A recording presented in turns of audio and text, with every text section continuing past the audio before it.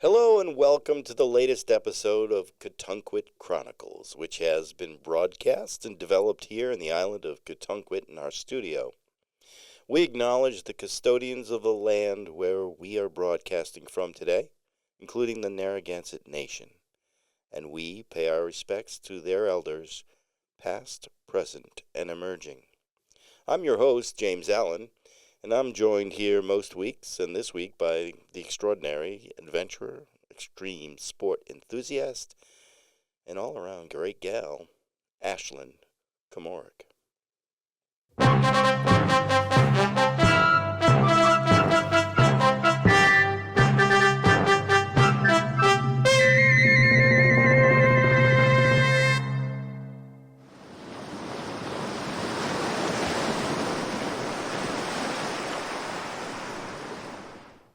Hi, Ashlyn. How you doing?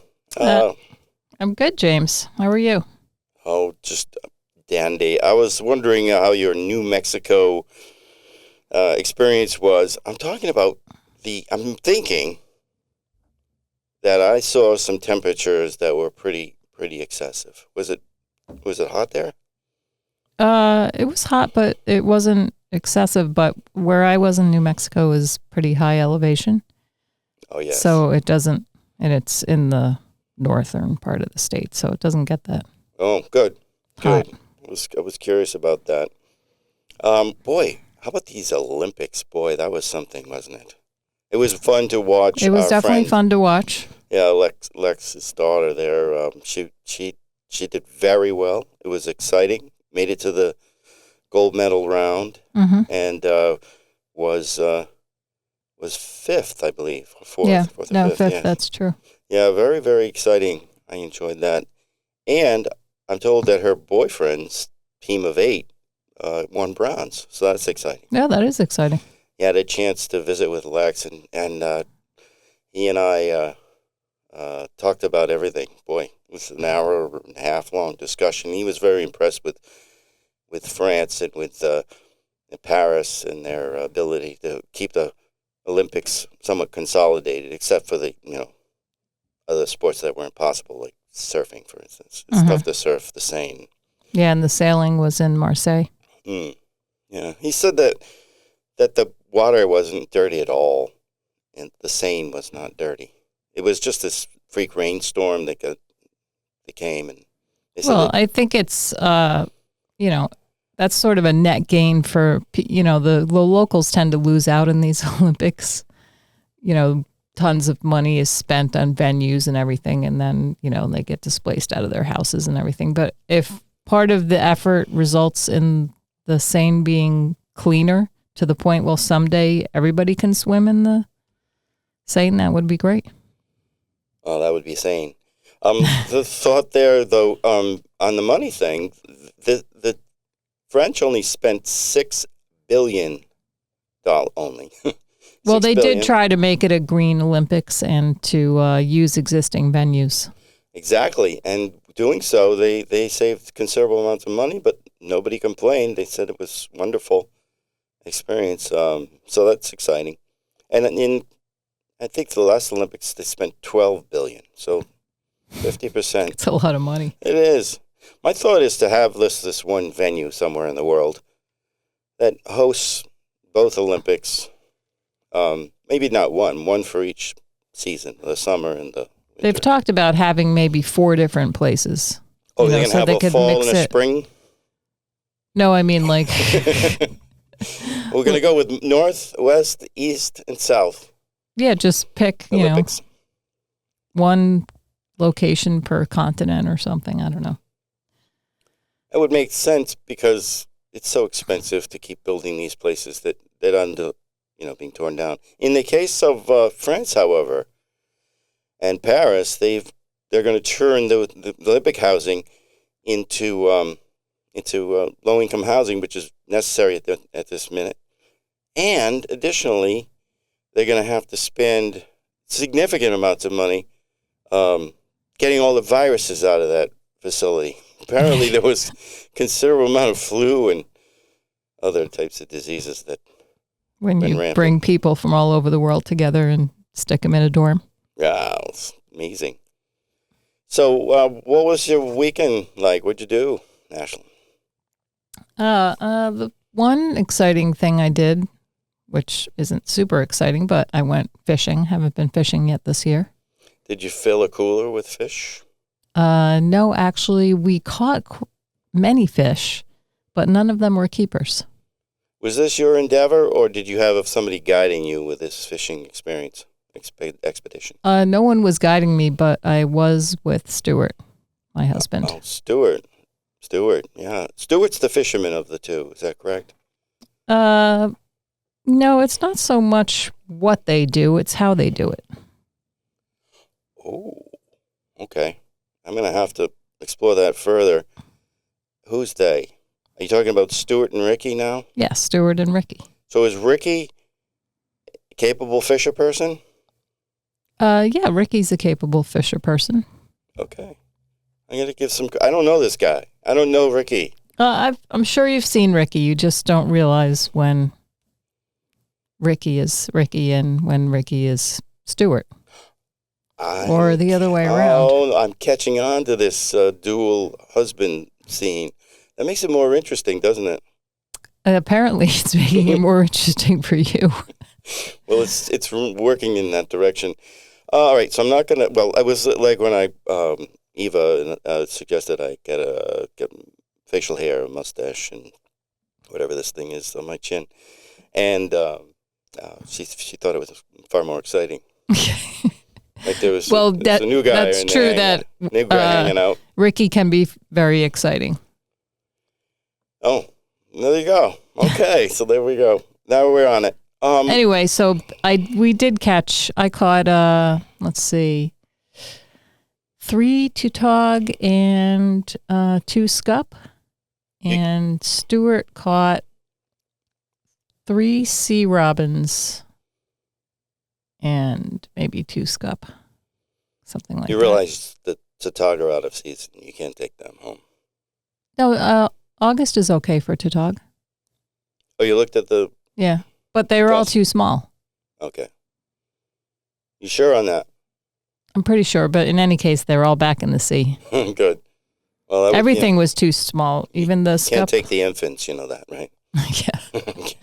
The scup were too small. The sea robin, nobody wants the sea robin. Oh, you know you're wrong on that. I know some people eat them, but in general, people don't want them. The tail is quite good. It's a lot like monkfish. Mm. Very similar. And where do you stand on whether the barbs on the sea robin are venomous or not? Oh, they're not venomous. However, they just tear you up. Yeah, they're tough to deal with and handle. Well, so some people think they do have a mild venom. Oh. I asked because when I was taking the hooks out of the fish, the sea robin got me in the finger. Mm. And I definitely was like, is there something in there? And then I was wondering about it. So I looked it up, and there are some sources that say they're venomous and some that say they're not. Now, not all of, podcast land. So not out in Idaho, all of the internet is correct, so I don't know the answer. Oh, those folks out in Idaho might not know what a sea robin is. However, it's a fish that has very much a bird-like look, has wings of sort. Mm-hmm. They don't fly or swim on the surface.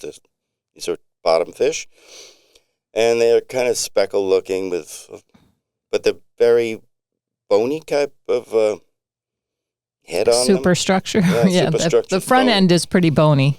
It's like I don't know. It's like a big mouth with wings. Yeah, exactly. And it has a tail. And the tail you can eat. But, people just think they're so ugly. Some people do. I think they're sort of cool. Do you know what a toe grinder is? A toe grinder? That was the word my father referred to these fish that were... You're talking about an oyster cracker. Or is really an oyster catcher. Is that what you're talking about? I think so. Yeah. I've never heard them referred to only as toe grinders. Oh, so in New Jersey we call those oyster crackers. Yeah. But they're, big mouth. Huge mouth and... very strong jaw. Yes. You don't want to get your finger in their mouth. Oh, those poor fish, they received the wrath of something when they would come up on the bridge where we were fishing on the bridge as a child. And they would come up, out of the water, and instantly everyone went into the most base animalistic approach to fishing. They'd take them and smash them on the, it's awful. We always sent them back in, but it was like who drew the short stick that's got to get the hook out of its mouth. I wasn't fishing this weekend. I was in NYC, the big city. Again? Eve and I went to New York City. Yeah, again. Yeah, we went to see a show. What'd you see? Don't remember the name of it. Couldn't have been very good. It was. What was it about? The name was. It was a bad name. Oh, it was about domestic abuse. We went because Edie Falco, the star, The Sopranos? Tony Soprano's wife, and Nurse Jackie, and other things. Outstanding actress. She was starring in it. I was very disappointed, however, because, well, first of all, the theater was very tiny, which could have been a plus. But they did not put the seats in properly, so that my knee is a little fouled up from some excessive amounts of golf and pickleball. So my knees were in a position that they went into, my right knee went into complete cramp mode in the knee itself, in the knee joint. So I was in severe pain the entire time, so I couldn't Was it enjoy because the seat in front of you was too close? Too close. Yeah. Well, the small theater, they're trying to cram as many seats in, and you are a tall person. But there are taller people and wider people than I am, and I don't imagine that anybody was very happy. But then, the worst thing, Edie Falco showed up. That was good. That was a good thing. And they walked out with a script and handed her a script, and she read from the script. That's a bit weird. That was at all professional of her. Or was that the way the show was supposed to be done? No, it definitely Did she wasn't. just take over that day? I think she so. didn't know her lines? It was the first day. I think she flew in from wherever she kind of lives, probably California. And I imagine she just thought she had it, but she didn't have it. I mean, you could see that she was an excellent script reader, and there was emotion behind what she was reading, but she was reading from a script. And, who am I to complain? I mean, I can't remember anything. But she does this for a living, so I was a little shocked. Mm-hmm. So I wouldn't give it I thought the content was good. And the message was really important. It's an important message about violence against women. And I found the other actors and actresses, I guess we refer to everybody as actors, they were all outstanding. So she was the only one with a script. Yes. And the set was very sparse. 3 or 4. Was this off-Broadway? Yeah, so way off. Yeah, it was right in our neighborhood, in East Village. So it wasn't at all, it was still exciting to go to the theater, but the pain, I felt her pain through my knee. So I was feeling this, and everyone around me understood my pain too, because Eva was next to me, and then there was a person on my right just couldn't understand why I was clutching at my knee and trying to move into his space, and then I thought of even kicking the person in front of me so they would move the seats or something. We considered changing seats, but I was just hesitant to move. I thought I could tough it out. And at one point I went into like a meditative state, and I closed my eyes and I stopped. I can do this, by the way. Stopped listening, and I focused on just this.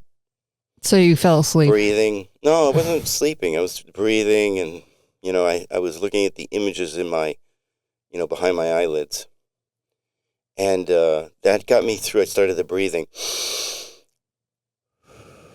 And that helped me so much. And then somebody elbowed you and said, "Stop breathing so loudly." Eva. And Eva had the space on the end, so her knees were able to go out at an angle. Why didn't you switch with Eva? Eva doesn't like tight spaces, so she was happy to be on the end.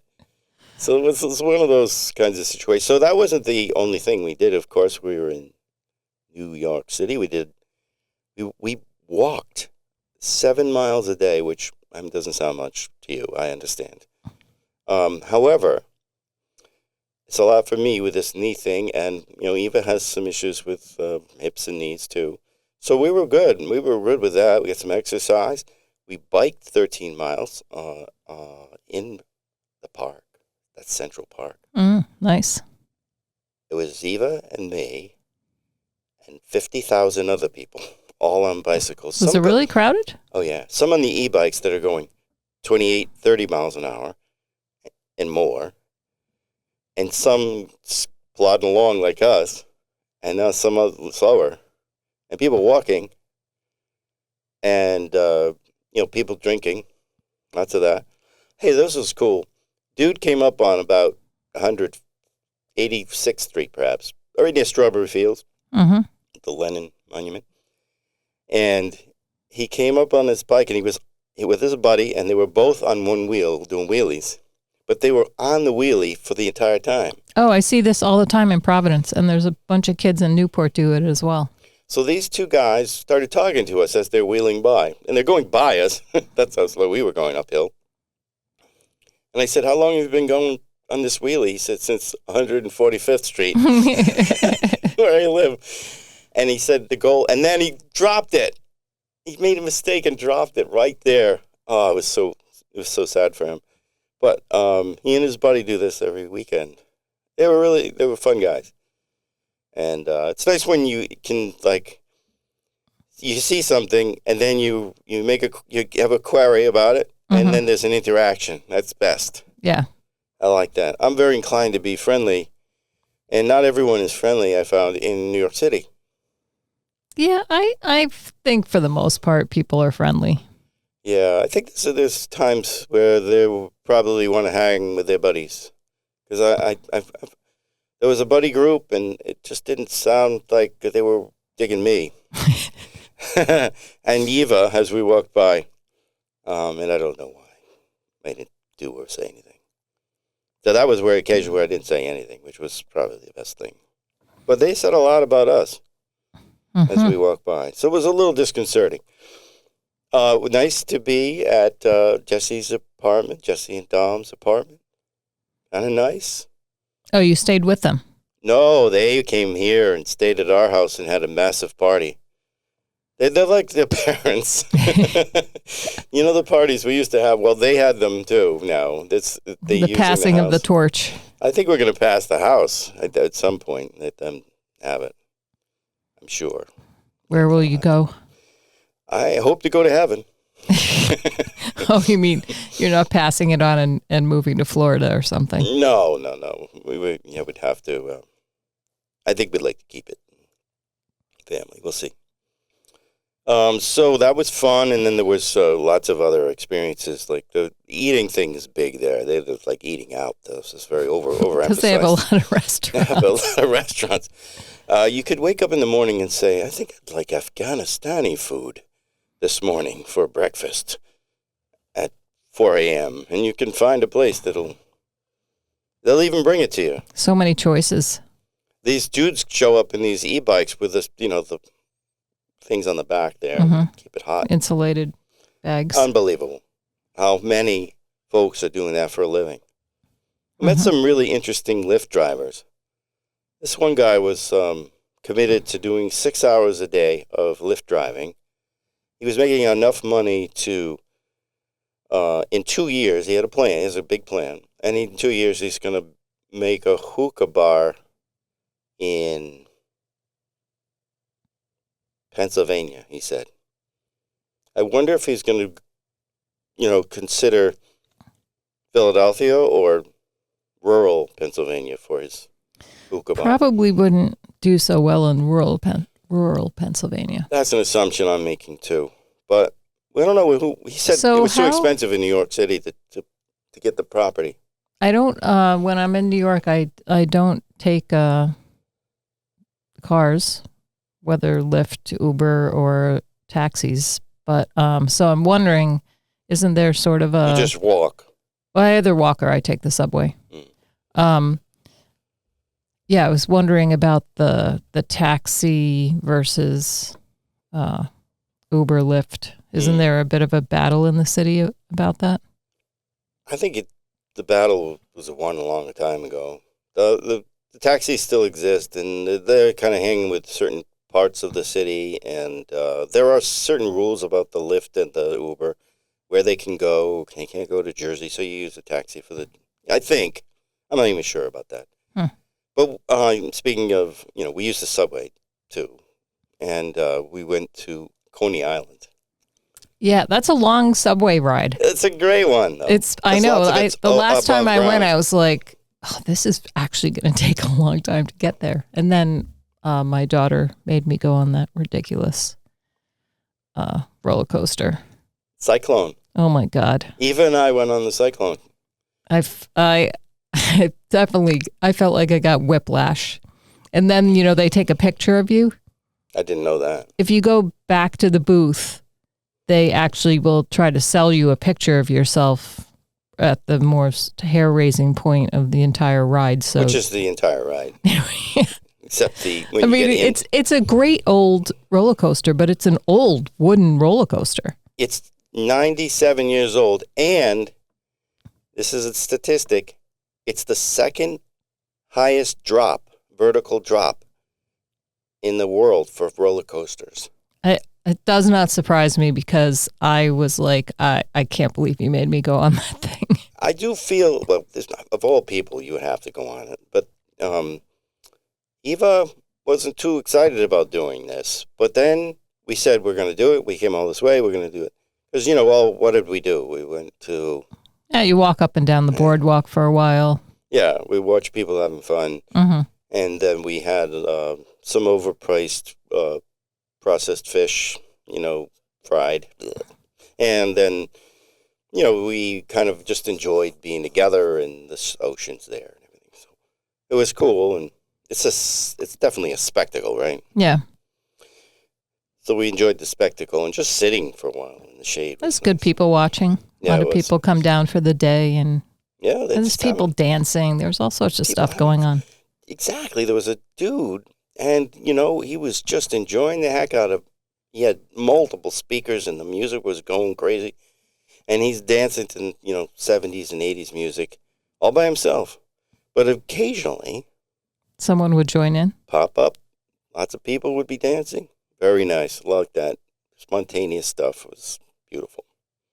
But the thing that I was just, every time, well, there was a little kid in front of us, maybe 8 years old, with his grandfather, I think.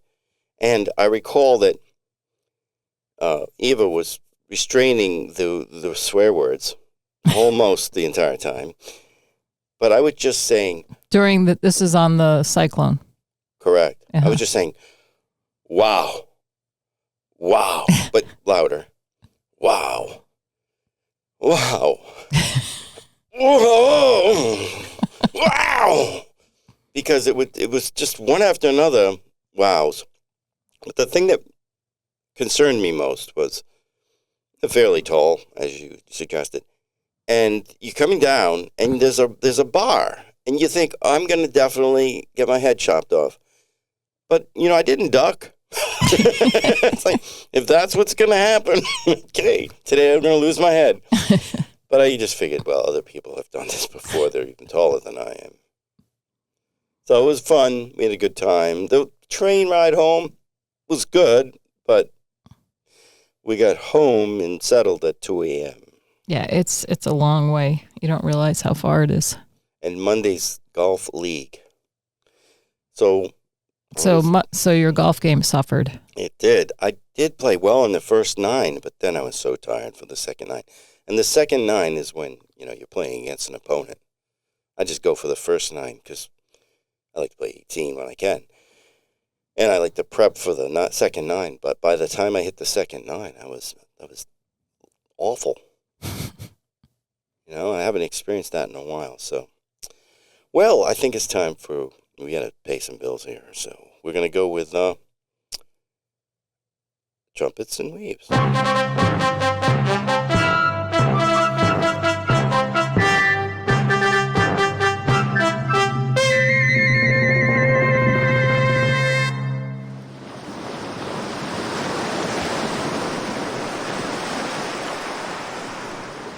That was fun talking about all of our expeditions this weekend and hear about your fish. And I'm going to check into whether or not you caught a fish that was... Well, you can catch them. You can't keep them. I'm going to check on that. Because if it's tautog season, I'm going to go tautog fishing. And I'm not going to tell you where I caught all the tautags. Oh, so you have a real spot. Apparently I do now because I was just pulling them in one right after the other. Because it's off season, that's why. Were there any other people there? There was one other boat hanging around. Oh, okay. I think Lex and I are going to go fishing next week. Might get in on that. All right, so this week we're sponsored by Stewart's Fiddle Shop. You might know Stewart. At Stewart's Fiddle Shop, you can fiddle all day. We love the fiddle, so fiddle away. We have fiddle workshops weekly and hoedown fiddle-a-thons. Some are 24 hours, some are 48, and there are 72-hour-long fiddle-a-thons. Watch for our fiddle-a-thon advertisement in the Catunquit press each week. On Wednesday nights, guess what we have? We have fiddle crab races. So catch a fiddler and bring it on down for races each week. Some of you might not know what a fiddler crab is. A fiddler crab is a small crab that lives at the edge of the marsh in the mud in little holes. Sometimes it's mud, but a lot of times it's in that's the rooty structure that's beneath the eelgrass. And it's kind of like a marsh peat bog. That's right, exactly, yes. Yeah. And they develop these little holes, and they eat mostly probably the roots of the plants. However, they have one claw that's monstrous. Now, these things are about an inch long, and they have one claw, the males do, that's actually... almost the length of their body when they tuck it in, right? Yeah. And they scurry sideways. It's like a big first baseman's mitt, right? So anyway, that's a fiddler crab. So they have fiddler crab races at Stewart's Fiddle Shop. At Stewart's Fiddle Shop, you can meet the proprietor, Stewart, you'll get this name, Comoric White, Ashland's husband, one of them. One of the husbands of the legendary Ashland Comoric, who you heard from today. Shop all your fiddle needs at Stewart's Fiddle Shop, located Catunquit, Maine. Lots of shops on Catunquit, Maine. Yeah, it's a busy downtown.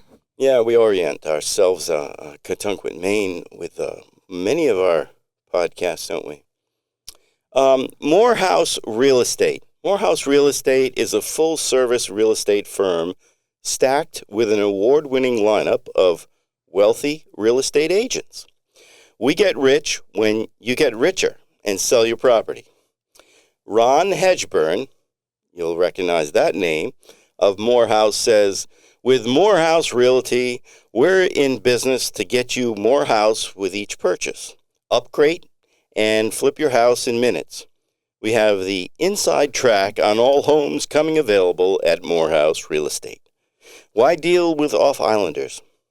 We are islanders and proud of a Catunquit promise of more house every time you buy. Now, some of us are not looking for more house. I mean, we're looking for less house. Your house is probably too big for the two of you at this time, and our house is certainly too big. So we're, I don't know, got to work on that. Well, that's where you flip your house. Yeah, flip. And somebody else gets more house and you get less house. But there's no other small houses to buy here. No, because people are buying them and turning them into McMansions. True. How does McDonald's get any credit for the mansion? I don't know where that whole McMansion thing comes from. It's probably from the height of that burger that they sell, that we used to eat before we had to consider heart disease. Oh, sorry about that, Mick, whatever that is. Jetty's Fish Tours. This is a good one. With Jetty's Fish Tours, you are guaranteed a fish tour. We guarantee that you will see a fish while you're on your fishing expedition. Spend a day looking at and attempting to catch fish in Rhode Island Sound. Here's this testimony from one of our customers. I saw a fish while on Jetty's Fish Tour. It was in the water, and also a seagull and a cormorant. Captain Jetty was nice. He let me sit in his pilot seat with him way up in the sky in the tuna tower. We didn't see any tuna, though, just menhaden. We saw fish. Book a fish tour now with Jetty's Fish Tours. That sounds intriguing. I wonder how much it costs to see a fish. I remember, like, 30 years ago on our honeymoon, Eva and I were out on Martha's Vineyard. And we were walking on the docks, just strolling along as a young married couple, 2 days out of the wedding period of our betrothment, whatever you want to call it.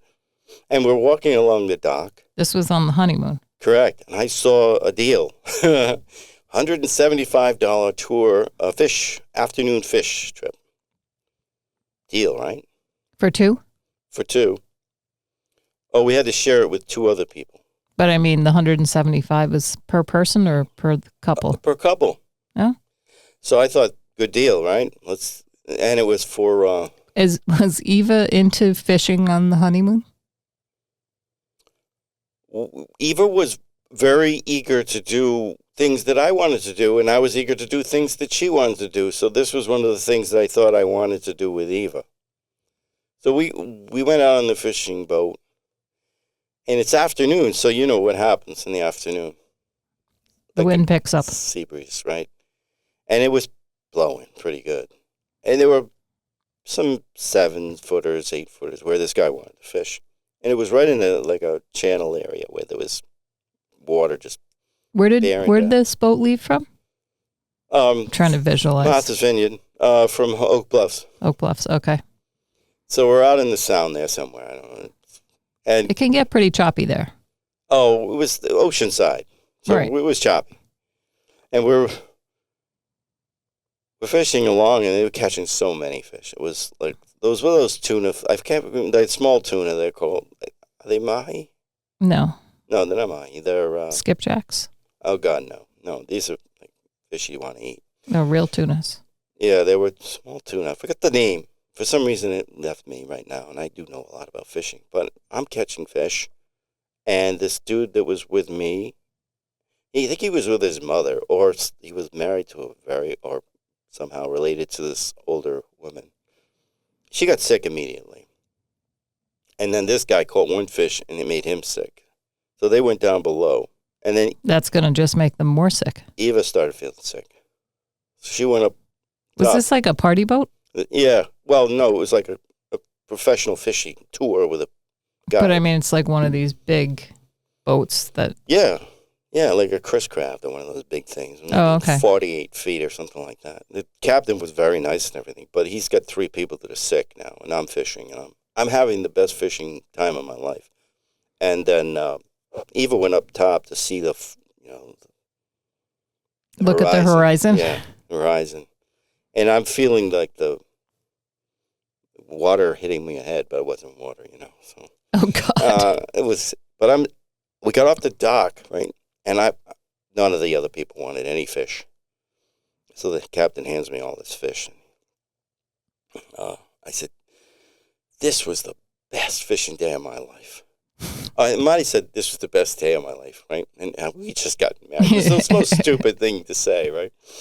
And it was the worst day of her life because she would have jumped off the boat to get to the dock, before it actually So she was thinking of just jumping off the boat to end it while she was out there. Exactly. Not a good day for her. Yeah, I've sometimes there's a saying about seasickness, and in the beginning you're like, oh my God, please don't let me die. Please don't let me die. And then it keeps going on. And finally you're like, just let me die. My dad always told a story, and I'll let this one go from Dad. Dad was working for this ITT, International Telephone and Telegraph, and they had a meeting, a monthly meeting. So he was at the monthly meeting. They said, "Does anybody know how to fish?" My father's hand went up, of course, and they said, we have a fishing trip that's going out, and we're bringing some of the people from ITT, and we'd like some people that know what they're doing." So my father said, "Yeah, well, of course I'll go." So they had the captain. It was a professional gig, and the captain had a lot of bait, and some of the bait was they were like middle-sized quahogs, So one of the people from Ohio that was there for this trip, they were on their way out to the fishing grounds. They were going to fish bottom fishing. I think probably codfish or something like that. So my dad's got to pull out his knife, like a very natural thing for him to do, and he opened it up, and the guy just like, oh, he said, "That's awful." And my dad said, "It's good. Do you want, you can eat this. This is good food." And he said, "Oh, that's disgusting." And my dad, ate it right there, took it down like, he would. And it was the worst thing he could have done because this guy got sick, and he began his sickness on the way out to the fishing grounds. Was heaving, chumming, you call it, perpetually the entire time. And when he did come in, and the boat was coming in, he jumped off the boat and swam in. This Really? fella from Literally? Ohio. He was so sickened He had to by get the off. experience. There weren't many more visits from Ohio. I should get on with some of these promotional Yes. experiences. With a couple of stories, that's fun, about fishing. Oh, more about fish. The next sponsor is Grand Creek Fresh Fish and Some Bait. At Grand Creek Fresh Fish and Some Bait, that's quite a name. We open our doors conveniently at 10 a.m. or whenever we feel like coming, an opening. Our fish is some of the most expensive fresh fish and perhaps the freshest fresh fish in the nation, and therefore very dear to us, and we price it appropriately. If it's service you want, don't come to Grand Creek Fresh Fish and Some Bait. But we're located conveniently on South Road. Sometimes at moon high tide, we're underwater. If it's bait you want, you'll need a cooler. Come to the back of the building. Don't come to the front door. Bring your wallet. Now, I fish with sea worms. Mm-hmm. And one time I went to Grand Creek Fresh Fish and Some Bait. And I did go in the front door. And I asked for some bait. And worms and everything. And I don't remember. I think it was $12 for 6 worms. That was like a lot. Becky's Bicycle Rental, BBR. Becky's Bicycle Rental offers bikes, trikes, and electric bikes of all sizes for your biking pleasure. We do round the island tours twice daily each summer, Monday through Sunday. With each BBR bike, we include a full set of tools and the owner's manual, so you never get stuck. Rent from BBR. Owning a bike is a pain in the ass. So there you have that. Those are our sponsors this week. We didn't work too hard for the sponsors, I think. It was a tough sponsor week. That's Okay. because you were hanging out in New York. Yeah, that's happens.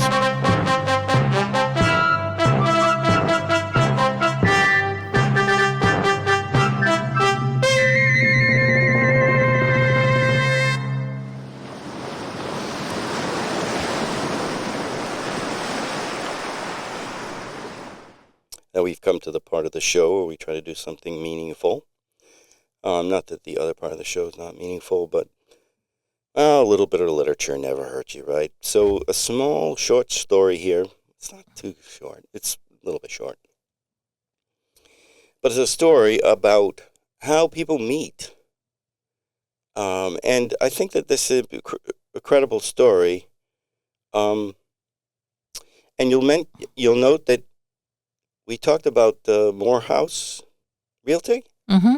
And Ron Hedgeburn? Ron Hedgeburn's in the show here. He's in the story. Okay. When you earlier said that you were going to read a story about meeting, I don't know why I thought it was about meetings, not meeting. Oh, that would be a dull story, followed by more dull stories. All right, so the name of the story is The Maybe, Just Maybe, Negotiation. Ron Hedgeburn left his office smiling. He was always smiling since he started selling real estate in Catunquit. Housing prices had continued to rise, and he knew everyone in town, being an islander and someone trusted in the community. Ron was formerly a dock worker for the local boatyard, and while working hauling boats and repairing docks, especially during storms and hurricanes, everyone relied on Ron to help save their boat from the perils of the seas building in the western shore boat bulkhead. The waves can build when winds come from the east, and when it storms in Catunquit, it comes from the east. Ron was a person you could trust with the safety of your precious boat, whether you were a true islander or a New York stockbroker. Real estate was an easy transition for Ron. While Ron was still shifting boats and driving pylons to increase dock spaces, he was caught up in his work to such a degree that he worked 16 hours a day, rarely slept more than 5 hours, and rarely dated. It wasn't as if he wasn't interested. He knew the formula. Clean up a bit, remove the grease from beneath the nails, and trim them, and get over to Newport on a Saturday night and meet someone. It had worked with mixed results before, but Ron was in his mid-30s now, and it all seemed a chore. So time had elapsed, and his hairline fought its way back to a spot uncomfortably close to legitimate baldness. Yet he tried creams and even considered other hair loss treatments. He immersed himself in helping others, and through selfless acts of communal contribution, he neglected himself again and again and again. And now that Ron had changed his roles in the community, he thought it prudent to address the issues of dating, even the issue of hair loss, which he deemed to be complicit in the scarcity of companionship for Ron. So after receiving a particularly large commission, having sold 1129 Paddle Road for the hefty sum of $3.5 million, he was prepared to do something about his hair loss, and thus his lack of a relationship. So Ron called and made an appointment with the Hair Loss Center of Rhode Island. Ron would achieve this goal, just as he had all the other major efforts he'd made in his life. He bought his first home when he was 25 years old, and during his free time, with help of friends, he rebuilt the home and flipped it into a multi-family structure near the water towers on Werland Street. He lived in one of the condos and rented the remaining units, netting a nice profit from each month. Ron called the number and counted the rings. On the 8th ring, a person answered. Hair Loss Center of Rhode Island, how can I help you to make this day the day that you choose to change your life? The receptionist opened curiously with a prying question. He was caught off guard, despite having contemplated this very question each day for 2 years. Ron hung up the phone, and he didn't feel he had the time to answer the question. So he pulled out of the call abruptly, shaking his head as he made sure the call ended. Ron looked at his calendar on his phone, noting that he was to meet with a potential renter for his end condo apartment. It wasn't the favorable one, the fully planted garden he'd rented to an old Italian lady that had died before the tomatoes were ripe in August. He'd rented that unit within 30 minutes of listing it to one of the agent's middle-aged sisters at his agency. This was the unit with little light, the result of 3 overgrown trees that Ron hadn't the will to cut down, given their age and beauty. After all, one was a silver beech, and the other residents loved to sit beneath the beech tree. And Teresa, Jane, from Unit 2's granddaughter, so Teresa is the granddaughter, who visited on weekends, loved to climb the tree and get lost in the branches. She even read books aloud in the tree. Ron couldn't cut the tree, He'd just take the hit on the price of the poorly lit fifth unit. He hopped on his electric bike, taking Blue-Green Street and cutting back to Low Street and then up Werland Street to Unit 1 of the condos where he was to meet. Ron couldn't remember her name. And in real estate, it's all about name knowing and being friendly. He wondered if his hair loss had coincided with a case of the forgets. Upon arrival, Ron didn't see a car waiting. He was late. So this must mean she's late. Not a good sign. In the renting business, lateness isn't the best qualities by either party, seller or renter in this case. He parked his e-bike and plugged it in at the charging station. He checked for snail mail in the box and shuffled through the several local advertisements, some flyers for Catunquit Market and more gutter leaf protection and promotional materials. He laughed at the caption, "Catunquit Market is where people meet to buy their meat." Ron thought, I might try that. I could feign some lack of knowledge of the cooking temperatures for a pot roast and find my way into a fine relationship based upon a real-life meat. Ron made his way down the driveway and ventured into the backyard of Unit 5, looking at the mold and even lichen growing on the windowsills. "I'll have to fix that soon," he said aloud while wiping green mold from the sill. "It'll have to be rectified if I'm going to live here," a voice from a branch high within the tree called down. "Hello?" Ron called into the tree while searching through the silvery leaves and thick branches. "Hi, I'm here." "Nice tree." The woman spoke aloud as if announcing to all in the neighborhood. Ron weaved through the dense brush, the ground-level branches, and looked up. His prospective tenant was 25 feet up in the silver beach, backpack on and hanging precariously from a hefty branch. "You coming up, or will I be forced to come down?" she asked. "No, I'm a rather grounded negotiator," Ron said smugly. "I need a few minutes then. You are late, you know. Or you'd have me completely grounded and even negotiating this very minute," she said. "I don't have a lot of time. Come on down, please. I'm not even sure my insurance covers prospective renters and tree climbing. At best, it's hard to explain it to an insurer if you were to get hurt," Ron said. All right, I'm coming down." Ron waited cross-armed, arming himself with his disapproval arms while he shook his head. At first her legs appeared, and then her torso, and then Ron could see her hair and face, and he lost his disapproval arms, dropping them down to his sides immediately. She appeared to be in her early 30s, even younger. Her hair the color of new copper pipes, but yet shiny even in the dull light beneath the tree. It flowed to her mid-back, long, but not weird. "Can I help you down?" he asked. "That's a ridiculous question," she answered as she leapt from the distance that Ron certainly wouldn't have attempted. Oh, sorry," Ron said. He hated it when the customer put him on the defensive. He was used to being in the primary negotiating position. The woman sighed and reared back like a horse might, her backpack strap seemingly sticking into her shoulders and defining her chest, undoubtedly strapped tightly in some sports bra.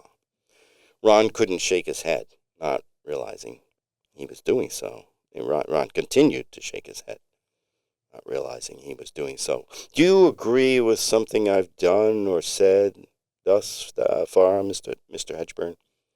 Or do you disagree? You continue to shake your head. What's going on?" "I'm sorry," Ron said again, actually gritting his teeth this time, disgusted with his return to a conciliatory position. "Are you interested in renting this apartment, Mr. Hedgeburn?" "Yes, I am," Ron said, reeling through names, attempting to recall the woman's name, and realizing he was again on defense. "I'll take it," she said. But you haven't even seen the inside of the apartment, the condo. It's actually a condo unit. You know that, don't you?"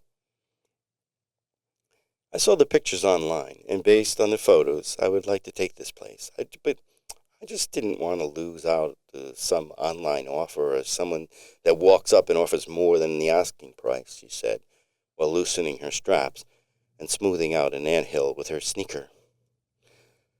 No, no, I don't do that, Ron answered slowly, contemplating such an event and looking to the street side to see if there any other potential renters might be lurking, as this woman had suggested. The woman catches him doing so and grabs his arm and turns Ron to switch places oddly. I want all of you, Mr. Hedgeburn, while I'm visiting you and your tree. Let's talk about me joining you here in Mayberry. A silence takes over, and Ron feels the uncomfortable space that's deepening between this tree-climbing client potential renter. Mayberry, Ron thought. She's some real gumption. I do like this woman. I know that you have forgotten my name, haven't you? She asked. No. Well, yes, I have. I usually write my appointments down, but there have been many inquiries about this property, and I've showed it 6 times, Ron said, then realized that he'd done it again. He revealed that it hadn't rented in 6 tries. Damn, he thought, while simultaneously smacking himself in the forehead a little too hard. Don't do that. It gives me a headache. You're asking $2,400. I can pay up to $2,000. That's it, she said. I thought you were going to tell me your name, Ron said. Margaret, but people call me Maggie, and I know you are a person. I assure you I'm a person, and my name is Ron, and I live here too, Ron said. I'm definitely not paying $2,400 if you're living here too. Last name is Taggart. BT, by the way, Dubs, BT Dubs. Maggie laughed as she spoke. I'm in Unit 1, Ron corrected. Unit 1? Maggie said while nodding her head and pursing her lips in agreement. What? What? Ron asked, confused. I'm guessing, by the way you're dressed and your hairstyle, that you're alone. No significant other at this time, the occasional straggler late night, a desperado from the Catunquit cafe down there, but you're on your own, and you don't like it much. I'm guessing that, too. And you eat canned food too often, over there in Unit 1, and you drink too much coffee, and you have night sweats, and even panic attacks. I'm guessing 34. Yeah, Maggie said while removing her backpack and placing it at the front steps. Oh, whatever, Ron responded while opening the door. Again on defense, wondering how she knew these things about his life. The price isn't negotiable, Ron said hastily and without too much thought. After he'd shown the property 6 times, he was getting any action. He wasn't getting any action at $2,400. And there's something about Maggie Taggart that he kind of liked very much. He never met a woman quite like Maggie Taggart. He even liked her name. Watch your step on the stairway, Ron warned. 1900, Maggie yelled in his ear from behind him as he awkwardly walked in the door first.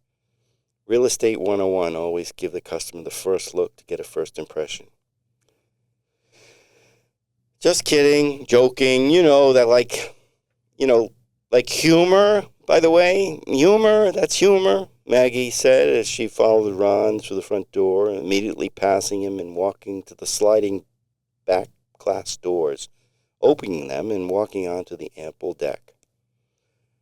Her arms outstretched and looking into the overgrown beech tree. Ron, I can hear the birds. Ron, I love it, she said as she threw her backpack onto the chair and lay back in the only sliver of sunlight on the deck. Ron sat down with her. So are you interested? Ron asked the obvious question. I'm interested. but I need some reassurances. What kind of reassurances? It'll be a 1-year lease, no loud parties, animals are welcome, 2 parking spaces, and I do the shoveling and the yard work.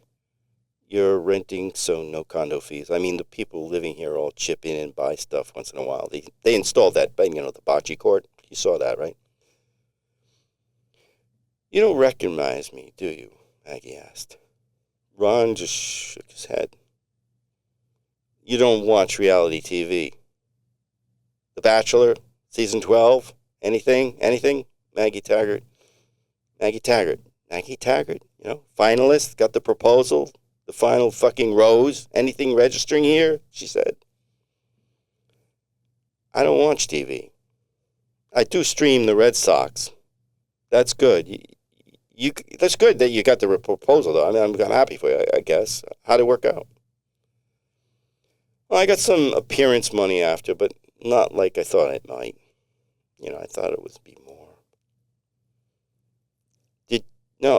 No. Did you stay married? Ron asked. Hell no. I didn't accept. I never wanted to get married. God, I was like 22. I wasn't ready then. Ron recognized his negotiating moment, realized he needed inside information, returned to a more solid posture. His shoulders were back, his palms, were where she could see the lines in his hands, and he smacked them together simultaneously. He said, but you're ready now. Ready? Maggie questioned. To settle in Catunquit, or you refer to it, Mayberry, I think you said that earlier, right? Ron pivoted. Yes, but for $2,000 a month, Maggie said. I don't know. 1,900 until I fix the mold issue in the step, Ron said with a smile that Maggie liked. She liked it a lot. It's all about negotiation, isn't it, Ron? Everything's about negotiation. Maggie finished her statement, barely believing the words from her mouth. Lunch downtown? It's part of the negotiation? Okay. Yeah, we can sign the papers there, right? You have a contract ready, right? Not yet. Give me a minute. Ron ran to his condo and wrote a quick release. When finished, he covered his eyes with his hands and rode up to his forehead, and his hands rode up to his forehead and back to the end of the hairline, sweeping the remaining scraps of hair into a place among the graves of the other fallen soldier follicles. He hoped she liked him. Maybe. Just maybe this time, something would work out, something. Ron met Maggie at the end of the driveway, and they walked along the wide road, Wareland Avenue, on their way to Catunquit, Maine. He thought of a day where they might hold hands. She seemed to smile as he thought of this scenario, and he thought she might know what he was thinking. He glanced at her empty hand, for now swinging happily in the Catunquit breeze. Ron smiled again, realizing that he might have begun the negotiation of a lifetime. Maybe. Just maybe. There you have that one. That's a good one. Oh, you always say that. I know I always say that, but maybe, just maybe, negotiation. So, leaves you wondering what's going to happen. Well, you could pretty much surmise what might happen here. They might be holding hands at some point and walking down Wareland Avenue. I think he probably could have held her hand right then and there. Not sure about that. I think Maggie has some reservation first.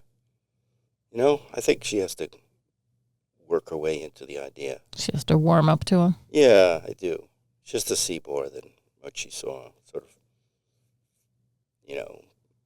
Ron's a bit stuffed up and that stuffy kind of guy and sort of making a lot of assumptions about people. And she's a carefree tree climber.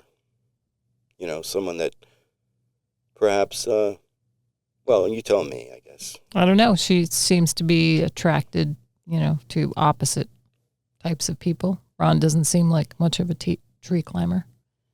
I think he might just start.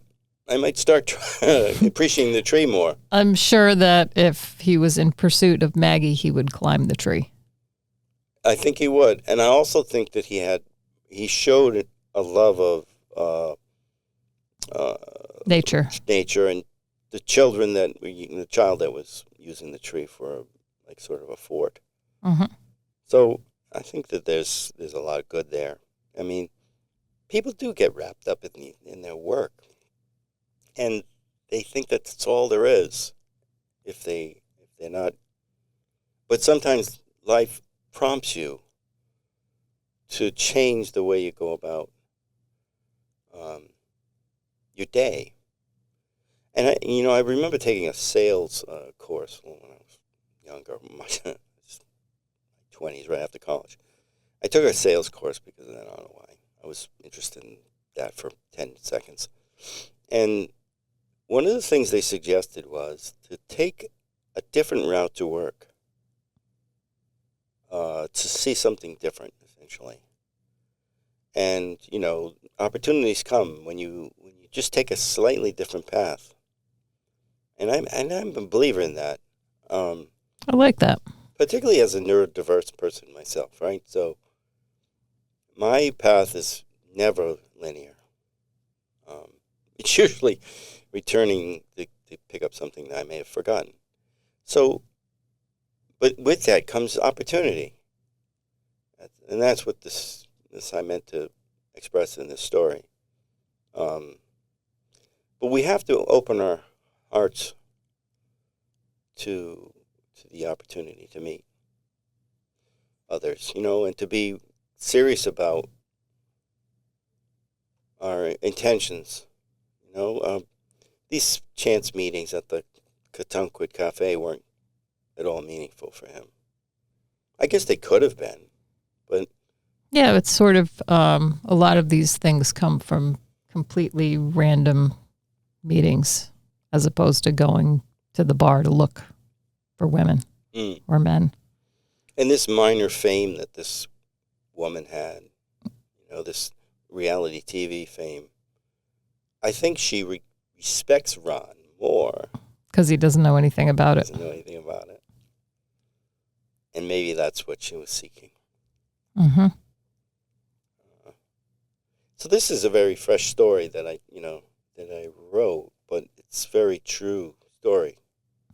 Because, Ron lives here, right? Lives here in our town of Catunquit. And Ron has essentially very relatively predictable experience, in life. So do we know the outcome of this, Ron and Maggie? Well, Ron. You know Maggie, right? But we're not going to... we're leaving the story where it is so that everybody can think. I think you're going to hear more stories about Catunquitonians as we go further along here. I'm feeling a lot more about. I'm feeling like that's what I need to express. Real life stories about people that live here, mm-hmm. and that we know, and we've come to love even though we're not islanders, we respect islanders. They don't hit the golf ball further because they're from the island. I noticed on the first tee at the Catunquit golf course. Are you always trying to measure yourself up against the islanders? Guess so, I guess I am. I really am. I catch as many fish. I feel good about myself. I think Ron does too. And now, I think life is better for Ron. I mean, sometimes when you're a young man and you buy real estate, right, you think, oh, I'm going to be the real estate guy. I'm going to garner all this respect. I'm going to, get property. and you just wrapped up in fixing it and cleaning the mold and taking care of the this and the that, and then you're going about your regular day, and life goes by, and you really have, what do you have? You just have a bunch of sticks. All right, so but discussion about, I thought we discussed about how people meet. I mean, like, I know that Eva and I met here in town, and I was still clamming for a living, living in a couple of room apartment, coaching soccer on the side at the high school. Were you living in an apartment in Catunquit? I was, yeah. I was living in on Blue Green Lane, yeah. And yeah, it's a nice place in a house with wonderful people. And it was in Raven Mead's house. Uh-huh. Yeah, so she had an apartment in the house that, well, you call it an apartment. It really wasn't. It was a couple of rooms. There was a sink. There was no kitchen, and there was a kitchen that we shared. And it was great because, she had a young family, and I was like a pretty good cook. I would cook, and I could fix a few things, fix a few windows here and there, and it worked out. It's like a boarding house. Sort of feel to it. So that worked out, but I was kind of floundering around, and I walked into the engineer's office, and Eva was there, and she was, the engine town engineer. And why did you go to the engineer's office? I think it was about a sign or something. It was put too close to the driveway. So I was seeking to have the sign removed. I don't know why I need an engineer to do that, but that's where they sent me, so I went.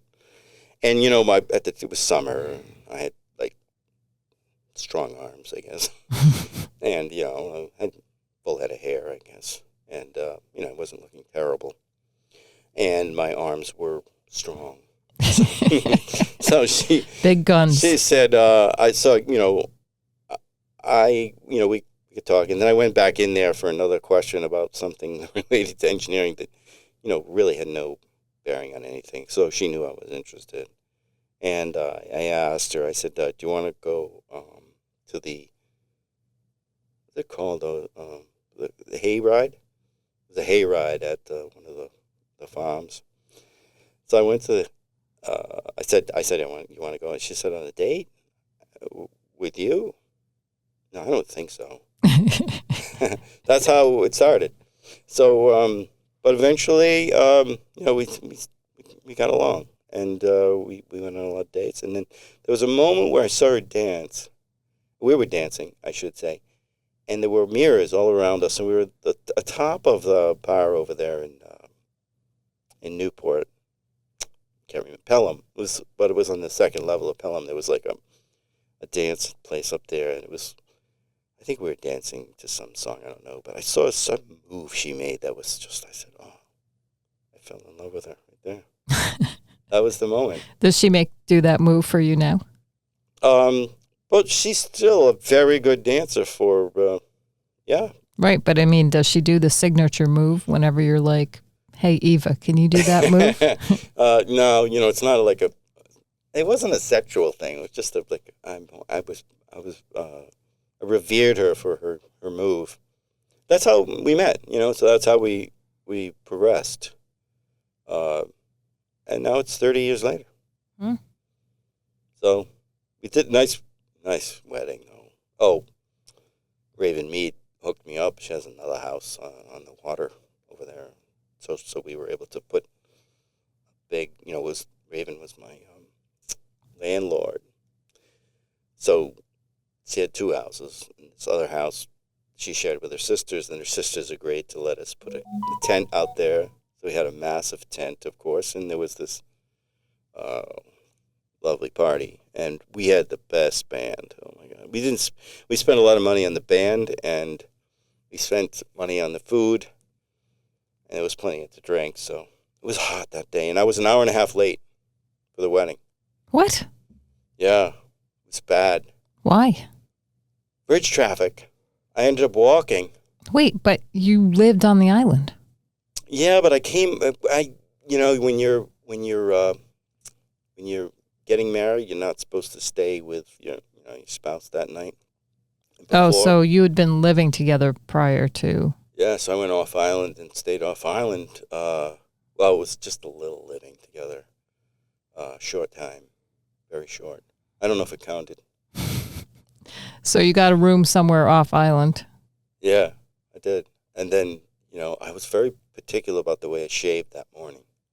Like, never before had I shaved so closely, but also so cautiously. So you wouldn't have like a little Yeah. bit of toilet paper stuck on your chin during the ceremony? So I get on the bridge. I'm stuck in traffic. It's dead traffic. It's jazz festival weekend. Hot as I got my tux on. I'm ready to go, right?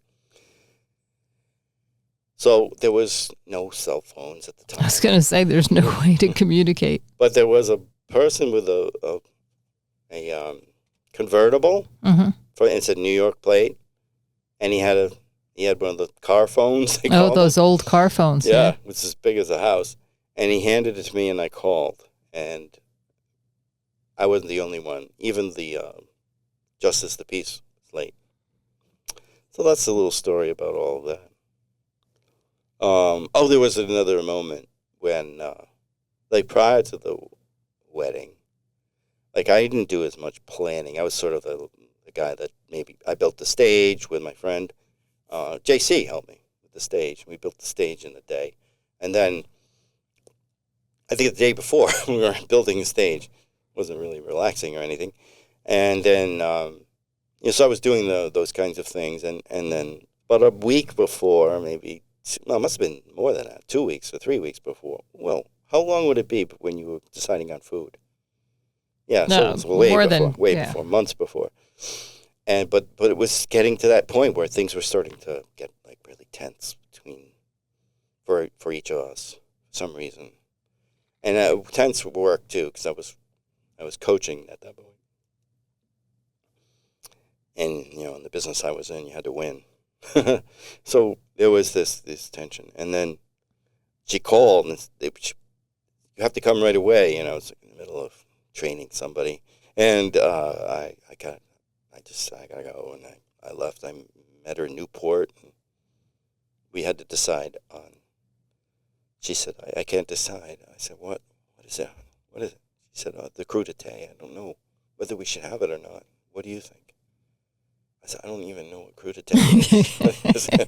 I said, yeah, bring it on. She said, it's vegetables in a there's vegetables with dip. I said, okay, yeah, let's go for it. Bring on the crudité. So that's what happens when people get stressed. There was a lot of decision making. I wasn't doing any decision making at all. I was not that person. I don't know anything about style or anything. I'm terrible with that stuff. No feng shui, nothing. Does Eva still dress you? She just bought 3 shirts for me, actually, the other day.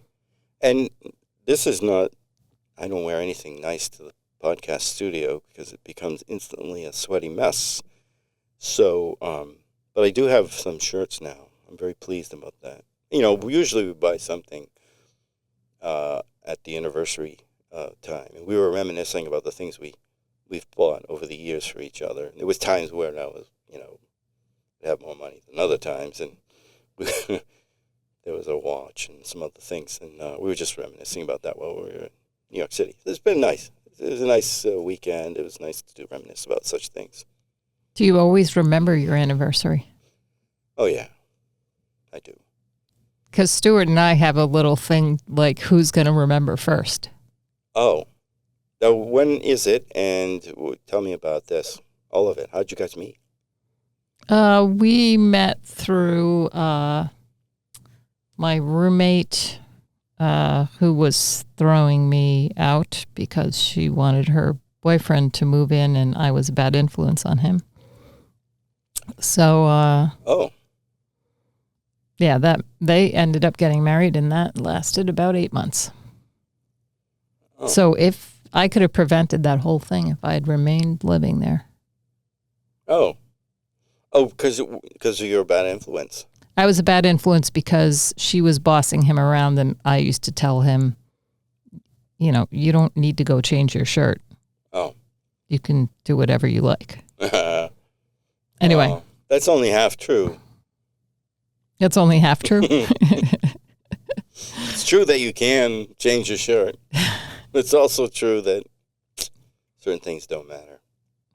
Anyway, so as a result of that, I ended up moving somewhere else in a shared house, and that's where I met Stuart. Oh, good. Good. And was Ricky involved? Yeah, that was... After midnight? Ricky invited me to his ski house. That's how he sucked me in. He had a ski house with a bunch of other people, and that was kind of exciting. I was a big skier.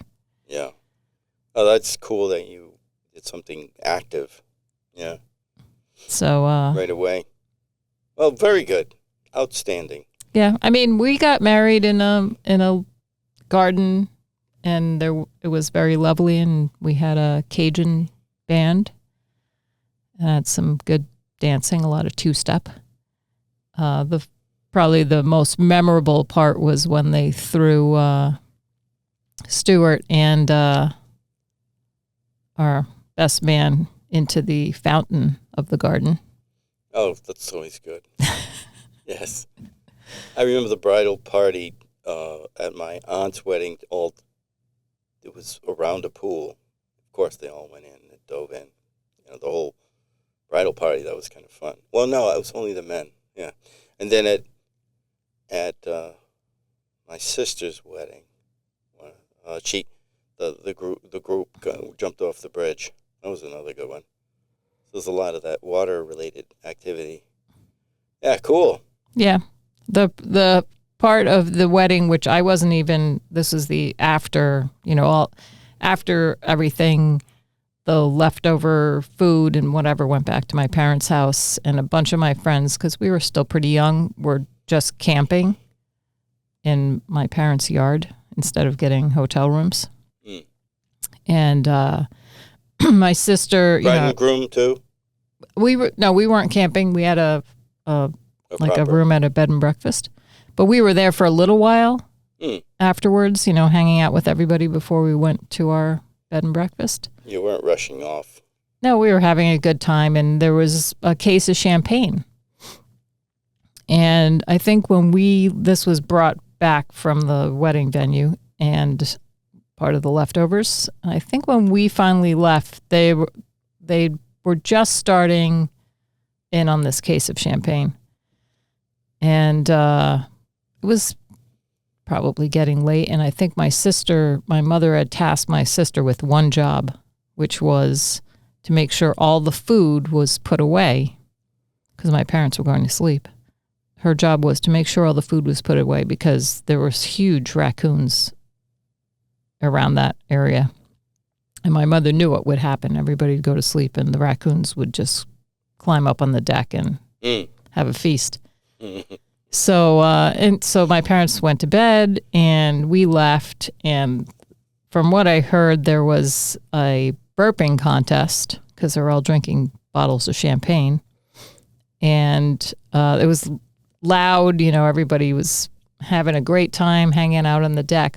And my mother's not really asleep. I mean, she's in bed, and apparently it went from, raucous, swilling champagne, talking like pirates, burping and whatever, to dead silent in the matter of, a few minutes, which to my mother's mind was extremely suspicious because somebody was supposed to be cleaning up. Oh, yeah. So sure enough, they were all so drunk, they just all went to bed, and my mother had to clean up. Oh, she didn't let the raccoons go. No, she got up and... we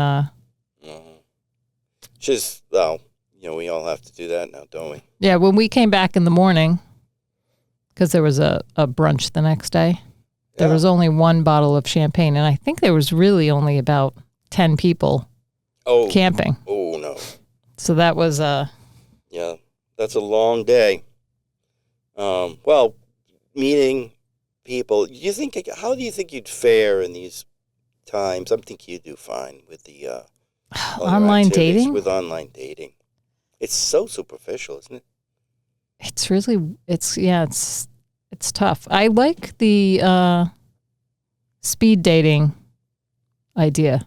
Oh yeah, yeah. That's, Well, that's I just think that's it's sort of a fun activity and there's no long commitment. I mean, how awkward could it, if it's awkward in 3 minutes, then at least you're laughing about it 2 hours later. I think it's likely there are people that are better at it than others. At speed dating? Yeah, it's very improvisational, right? Oh, do you know the questions and all that stuff? Right. Well, they're your own questions. Oh, I don't think they're scripted, are they? I think next week, for part of our podcast, we should do a quick speed dating element, something about speed dating. Ask questions of each other and see how that is. But I was thinking that this whole online dating could be so. I mean, I would always make mistakes with I'm sure with a computer, making mistakes with clicking the wrong button or something, and then like how do you present yourself on a? And there's all this, just people flicking pictures. It's so I don't know. And there's a whole thing out there about how you can hack the system because, it's like it's deciding who it thinks is a good match for you. Yeah. So you're not really seeing the full gamut. And I don't know that it can make a decision because, opposites attract and all that sort of thing. So, if you can go out there and search on how to hack these various online dating systems. That wouldn't be but, me. There are a lot of people using it. Mm. Well, I think we should probably wrap it up and encourage you, the listening audience, if you're seeking some sort of relationship, whatever it might be, well, don't be afraid to climb a tree. Just do something out of the ordinary. And it doesn't have to be, odd and strange and screeching in a crowded room. No. It can be just you being you. And somebody will appreciate that. Maybe. So, enjoy your day. And thanks for listening.